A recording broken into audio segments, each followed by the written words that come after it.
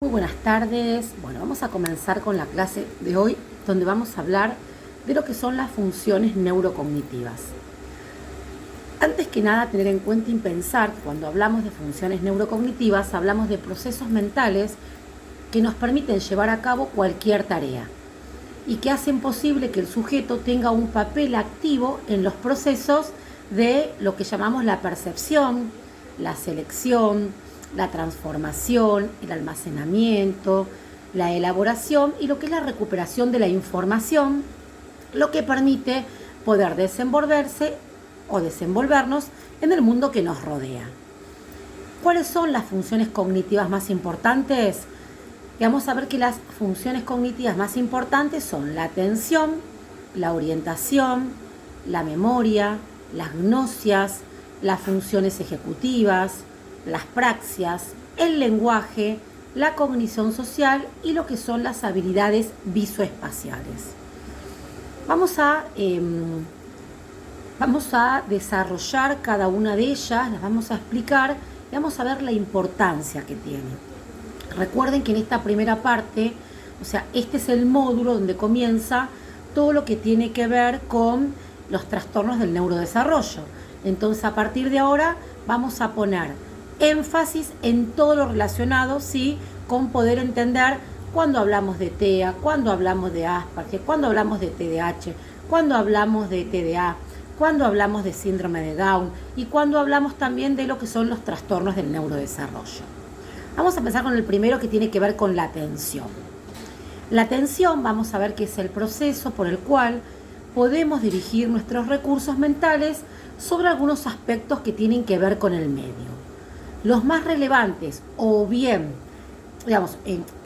sobre el medio, pero que los más relevantes, o bien sobre lo que es la ejecución de determinadas acciones que consideramos como lo que son las más adecuadas entre las posibles.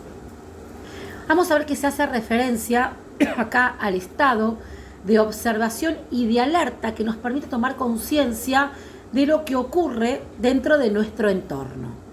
Por eso, cuando hablamos de la atención, vamos a ver qué importante es que un niño, ¿no?, cuando empezamos en la edad escolar, pueda tener una atención sostenida.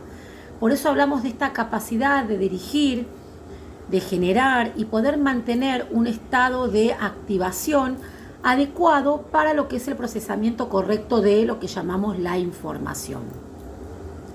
Por eso explicamos y decimos que cuando hablamos de la atención, ¿no?, esto que mencionamos importante, como esto que implica los aspectos del medio, ¿no?, y sobre las acciones más adecuadas, ¿no?, entre las que mencionamos anteriormente. Luego, después, poder pensar y entender los tipos de atención que hay. Como mencionamos antes, empezamos por lo que es la atención sostenida. La atención sostenida, hablamos de la capacidad de mantener de manera fluida el foco de atención en una tarea o en un evento, ¿no?, en un periodo que puede tener un tiempo prolongado, ¿no? Esta atención sostenida, trabajamos mucho, ¿no?, en el ámbito escolar con los niños, esto de que puedan concentrarse en la actividad, en la tarea, ¿no?, que es fundamental para que puedan también podamos trabajar en algo que implica, ¿no?, en el ámbito de inclusión escolar, el aprendizaje. Y si vemos que hay alguna dificultad en lo que es la atención sostenida, vamos a trabajar en profundidad con esto. Luego, lo que es la atención selectiva.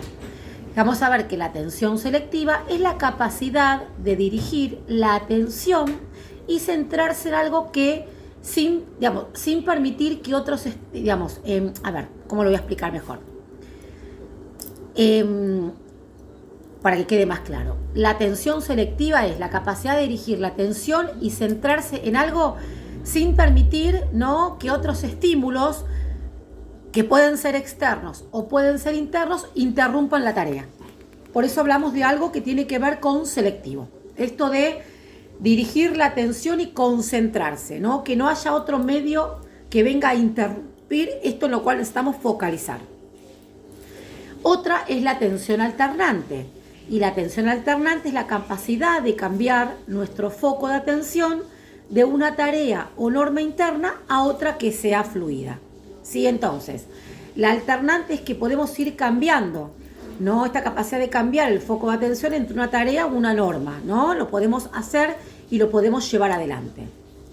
Y después tenemos lo que es la velocidad de procesamiento, que tiene que ver con el ritmo que el cerebro, ¿no? O sea, el ritmo al que el cerebro realiza esa tarea. Por eso estos 4 tipos de atenciones son muy importantes para cuando ustedes trabajan en el ámbito escolar o en el ámbito domiciliario con un niño que tenga alguna discapacidad, ¿no? Que esté atravesado por alguna situación significativa, pensando en alguna de estas funciones cognitivas o neurocognitivas. Luego vamos a ver la segunda, que es la orientación. La orientación, vamos a ver que es la capacidad que nos permite ser conscientes de nosotros mismos y del contexto en el que nos encontramos en el momento determinado. La orientación, estar orientados, esto de ser conscientes de nosotros mismos y el contexto, ¿no? El contexto en el cual nos rodea. Por eso vamos a ver los diferentes tipos de orientación. La primera es la orientación personal, que tiene que ver con la capacidad de integrar, ¿no? Información relativa a la historia o a lo que es la identidad personal, ¿no? Qué importante es que a través de que un sujeto tenga una orientación personal para poder, ¿no? Tener la capacidad de integrar esta información con respecto a nuestra historia, a nuestra identidad, ¿no? A lo que tiene que ver con incluso nuestra historia de vida, de dónde venimos, nuestro nombre y apellido. Esto es fundamental. Luego está la orientación temporal, que la orientación temporal tiene que ver con esto, que es la capacidad de manejar información relativa a lo que tiene que ver el día, la hora, el mes, el año. Acá trabajamos siempre en lo que tiene que ver con reconocer el día que es, el mes que es, en qué año estamos, el día de su cumpleaños, de algún familiar allegado. En las diferentes áreas trabajamos, por ejemplo, fechas patrias importantes para poder trabajar con esto, que es fundamental, ¿sí?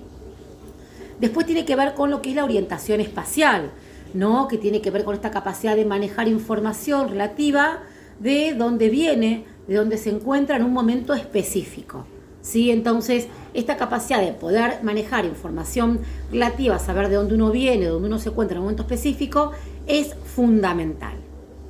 Luego vamos a hablar de lo que son las gnosias. ¿Qué son las gnosias? La palabra gnosia se escribe con G, G-N-O-S-I-A-S, gnosias. Y vamos a ver que las gnosias son la capacidad que tiene el cerebro para reconocer información previamente aprendida, como pueden ser objetos, personas o lugares a través de nuestro sentido. Entonces, en este sentido, hay gnosias para cada uno de los canales sensitivos y gnosias, que combinan los diferentes canales.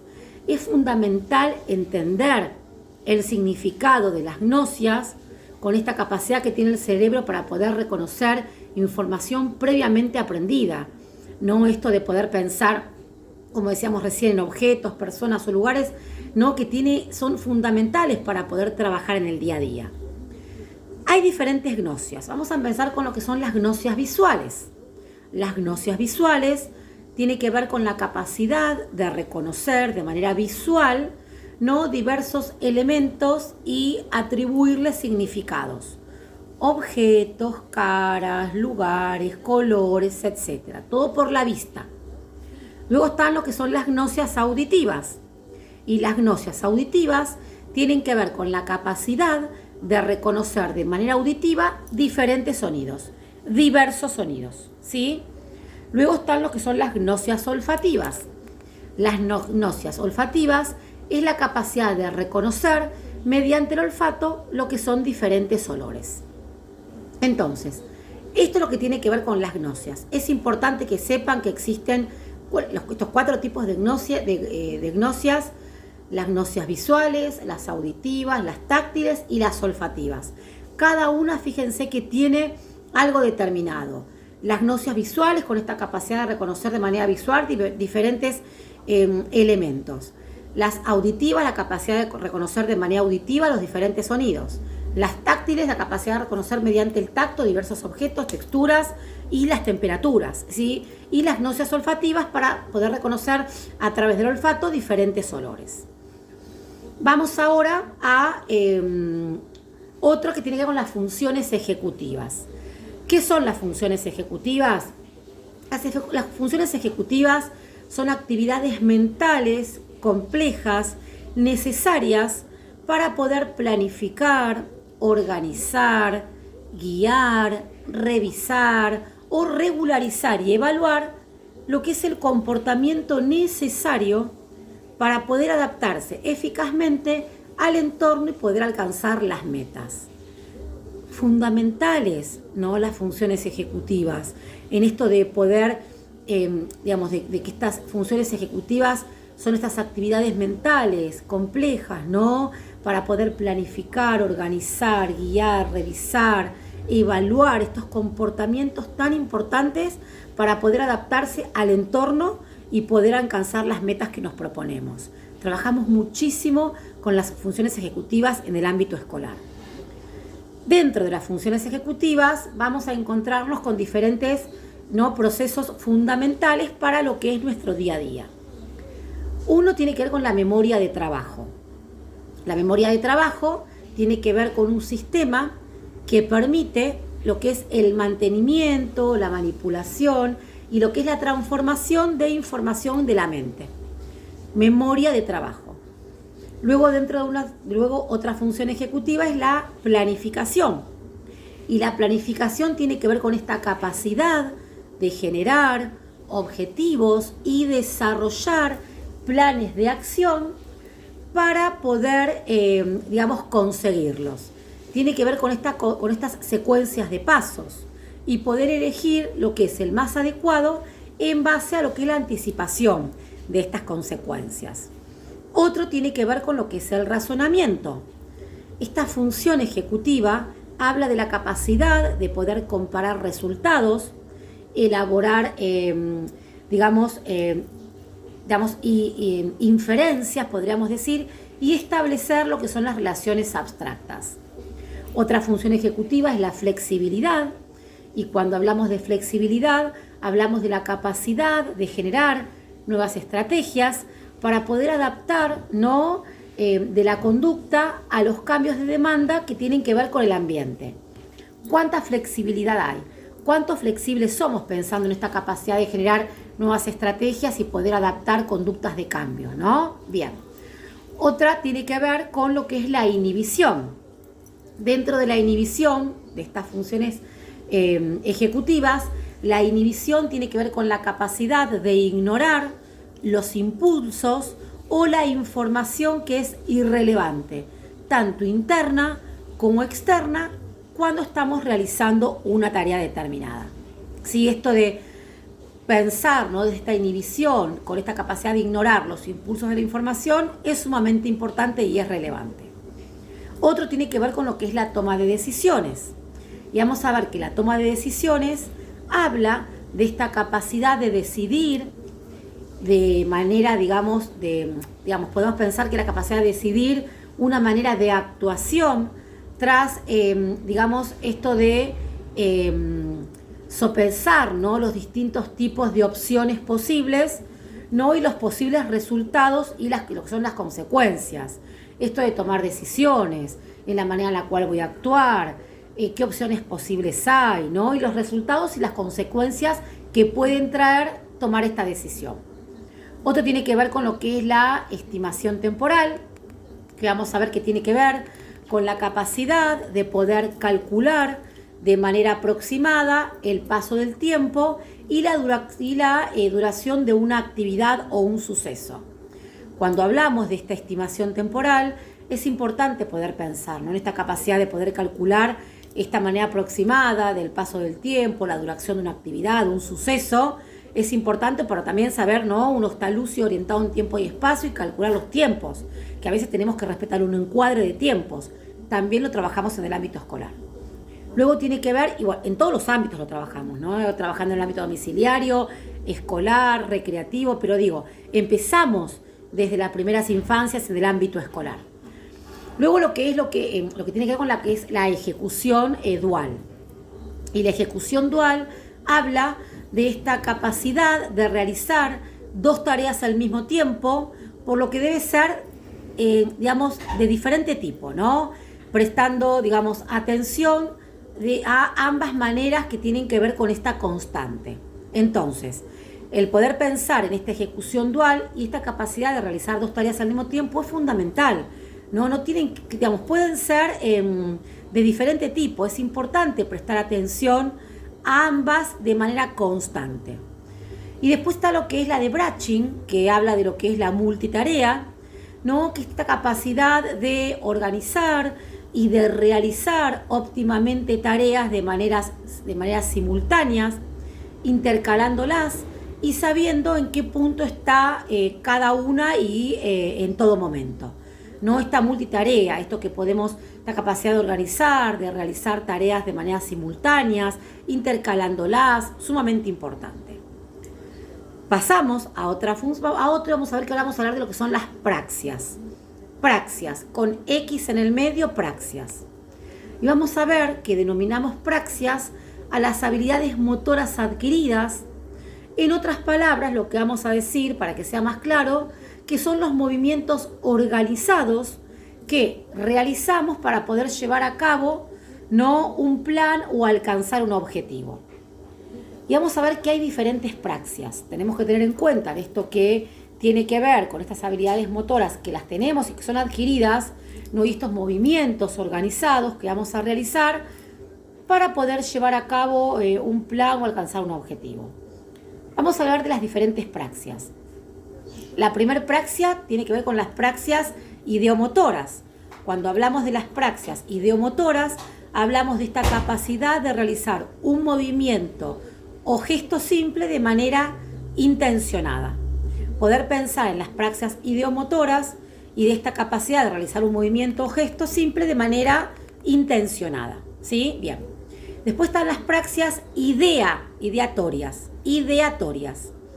Cuando hablamos de las praxias ideatorias, hablamos de la capacidad para poder manipular objetos mediante una secuencia de gestos, lo que implica muchas veces lo que es el conocimiento de la función, digamos, del objeto, ¿no?, y el conocimiento de la acción y el conocimiento del orden serial de los actos que se van a llevar, que van a llevarnos a esa acción. Otro tiene que ver con lo que son las praxias faciales. Las praxias faciales tienen que ver con esta capacidad de realizar de manera voluntaria movimientos o gestos con diversas partes de la cara, labios, lengua, ojos, cejas, carríleos, etc. Luego están las praxias visoconstructivas. Y cuando hablamos de praxias visoconstructivas, hablamos de la capacidad de planificar, ¿no?, y de realizar estos movimientos necesarios para poder organizar una serie de elementos en el espacio para poder formar, por ejemplo, no sé, un dibujo o una figura final. Por eso hablamos de praxias visoconstructivas. Vamos ahora a hablar de pensar otras funciones neurocognitivas. Y vamos a ver ahora lo que es el lenguaje. Vamos a ver que el lenguaje es una función superior que desarrolla los procesos de simbolización relativos a la codificación y decodificación. Vamos a ver que la producción del lenguaje consiste en lo que es la materialización de signos que pueden ser sonoros o escritos y que simbolizan objetos, que tiene que ver con ideas y, por ejemplo, tiene que ver con esto que es de acuerdo con una convención propia de una comunidad lingüística, etc. Dentro del lenguaje hay diversos procesos que pueden verse afectados.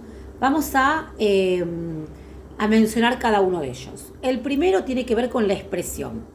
La expresión es la capacidad de formular ideas con sentidos y de manera gramaticalmente correctas. Otra producción del lenguaje tiene que ver con la comprensión. Y la comprensión tiene que ver con la capacidad de entender el significado, ¿no?, de palabras e ideas. Otro tiene que ver con el vocabulario, que tiene que ver con el conocimiento del léxico. Otro tiene que ver con lo que es la denominación, que habla de la capacidad de nombrar objetos, personas o hechos. Y otro tiene que ver con la fluidez, que habla de la capacidad para producir de manera rápida y eficaz contenidos que son lingüísticos. Vamos a ver, acá puede aparecer, ¿no?, continuando hablando del lenguaje, esto que significa y que hablamos muchas veces, que es la discriminación, que tiene que ver con la capacidad de reconocer, diferenciar e interpretar contenidos relacionados con el lenguaje. Siempre desde el término de lo que estamos hablando del lenguaje. Entonces, esta discriminación es, ¿no?, desde el lenguaje, esta capacidad de reconocer, diferenciar o interpretar contenidos relacionados con el lenguaje. Otro es la repetición, que tiene que ver con la capacidad para producir los mismos sonidos que se escuchaban. Otro tiene que ver con la escritura, que es la capacidad para poder transformar ideas en símbolos, caracteres o también imágenes. Y luego lo que es la lectura, que tiene que ver con la capacidad de poder interpretar símbolos, caracteres, imágenes y transformarlos muchas veces en lo que son palabras. Otra función es la memoria. Vamos a ver que la memoria es la capacidad de decodificar, almacenar y recuperar de manera efectiva, no lo que es la información aprendida o un suceso que está dividido dentro, o un suceso que está, digamos, dividido. Y dentro de la memoria la vamos a distinguir desde diferentes, ¿no? Vamos a discriminar la memoria con memoria episódica, memoria semántica, memoria procedimental. Vamos a empezar por la primera. ¿Por qué es importante poder pensar en la memoria, nuestras funciones? Porque esta capacidad de poder codificar, almacenar y recuperar de manera efectiva información es todo, no acerca de la memoria. Trabajamos muchísimo con esto. Empecemos con la memoria episódica. La memoria episódica hace referencia a información sobre hechos y experiencias vividas, donde todos ubicados en el espacio y en el tiempo vamos a poder trabajar de manera efectiva. Y si no, vamos a tener que trabajar estos procesos de aprendizaje para poder lograr que con la memoria episódica, esto de que hacemos referencia, ¿no?, a información sobre hechos de experiencias vividas, todos ubicados en el espacio y en el tiempo. Luego está lo que es la memoria semántica, que vamos a ver que la memoria semántica hace referencia a reconocimientos de carácter general. Por eso es semántica, es general. Luego está lo que es la memoria procedimental, que vamos a ver que la memoria procedimental hace referencia específicamente a acciones o secuencias de lo que llamamos actos aprendidos, donde la mayoría, ¿no?, de los cuales hacemos de manera muchas veces automática, sin necesidad de pensar, ¿no?, en cada gesto, movimiento que hacemos, donde suele resultar muchas veces muy difícil para poder verbalizar. Vamos a hablar de lo que son la cognición social. ¿De qué hablamos de cognición social? Hablamos de un conjunto de procesos cognitivos y emocionales mediante los cuales interpretamos, analizamos, recordamos y empleamos la información sobre el mundo social. Por eso es cognición social. Hace referencia a cómo pensamos acerca de nosotros mismos, de los demás, de su comportamiento y de lo que son las relaciones sociales. Y cómo le damos sentido a toda esta información y emitimos lo que son comportamientos en base a ella. Y después vamos a hablar de otra función que tiene que ver con las habilidades visoespaciales. Cuando hablamos de habilidades visoespaciales, hablamos, ¿no?, que las habilidades visoespaciales son la capacidad de representar, analizar y manipular objetos mentalmente. Vamos a ver que en relación a las habilidades, visoespaciales, vamos a ver que manejamos dos conceptos importantes. Uno habla de la relajación espacial, que tiene que ver con esta capacidad de representar y manipular, digamos, mentalmente, objetos en 2 dimensiones, y la visualización espacial, que habla de la capacidad de representar y manipular mentalmente objetos en 3 dimensiones. Luego vamos a hablar, ¿no?, de cuándo empiezan a deteriorarse, ¿no?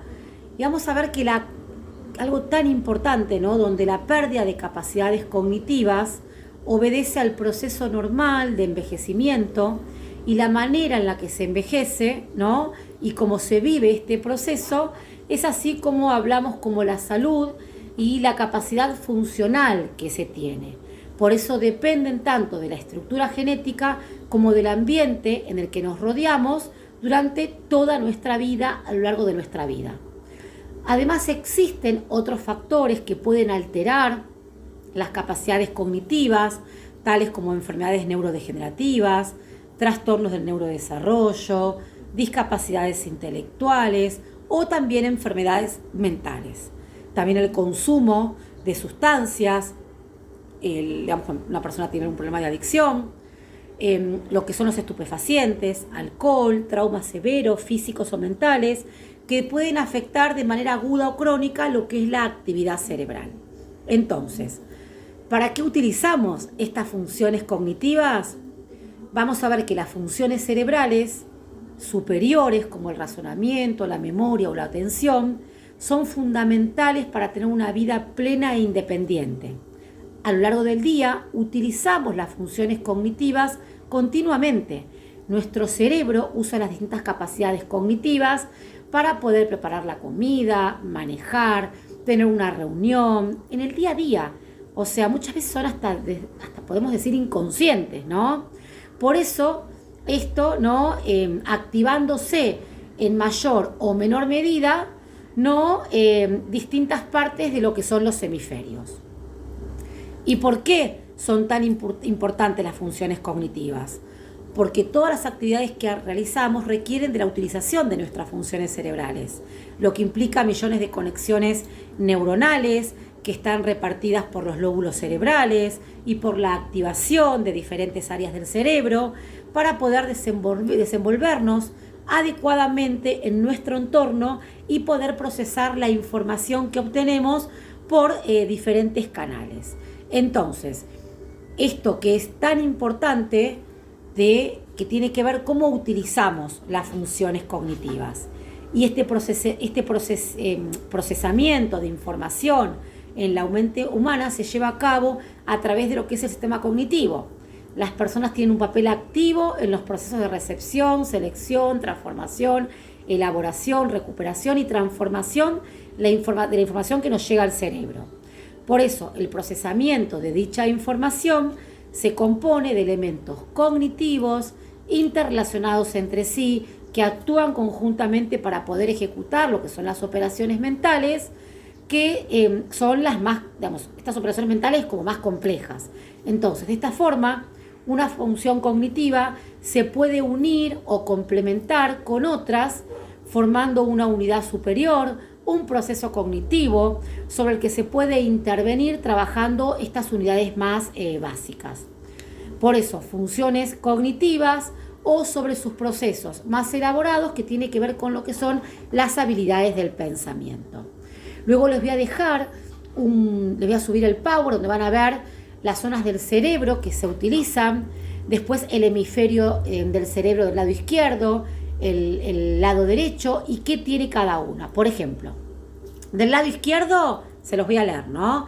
Habla de lo lógico, de lo analítico, cuando uno es detallista, palabras y lenguajes, matemática y ciencias, percepción de patrones, saber el nombre de un objeto, si prefiere el realismo, crea estrategias, prefiere reglas concretas, busca diferencias, algo práctico y no disfruta tomar riesgos. Eso del hemisferio izquierdo.